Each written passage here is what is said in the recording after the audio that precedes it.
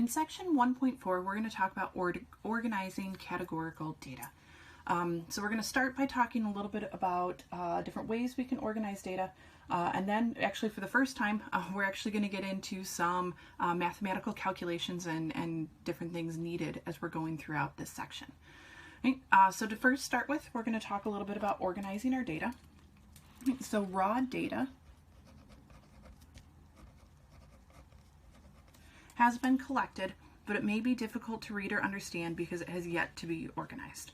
So this is just collecting and looking at once we have our basic data set. Right. Two-way tables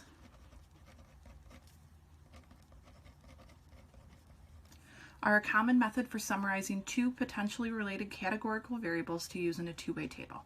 Two-way tables show how many times each combination of categories occurs.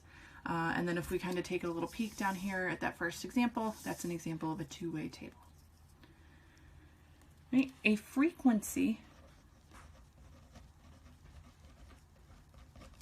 is the number of times a value is observed or counted in a data set.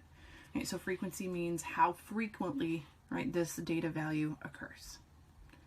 Right. So in this first example, we're just going to look a little bit at a two-way table and the type of information that we can get out of it. So we've taken some raw data and we have organized it into this nice little two-way table. Notice that we have two sets of categorical variables here, not always and always. So here's one set, and then male and female, another set of categorical variables. Again, they're categorical variables because they are words. Right. So to put this table in context, something that we've talked a lot about, we're going to read the example up here.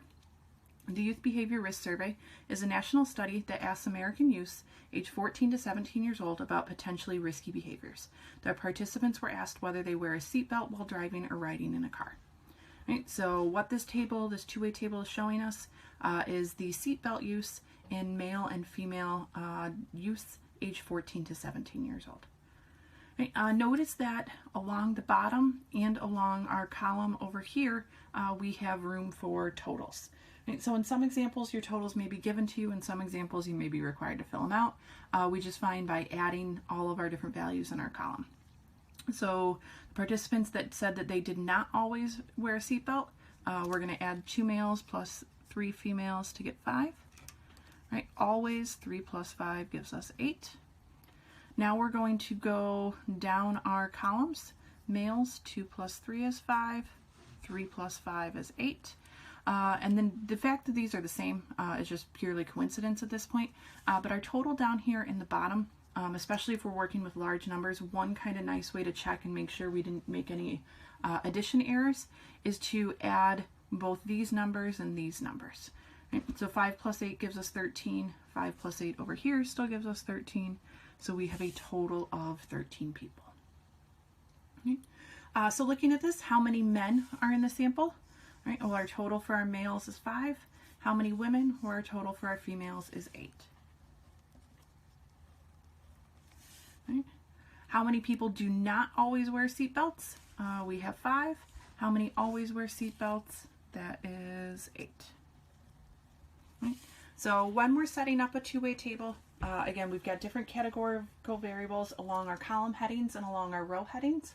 Right. And then as we're going through and we're thinking about these, we can tally or total each of our different rows and columns, and that should give us the total number of people involved in this particular data set.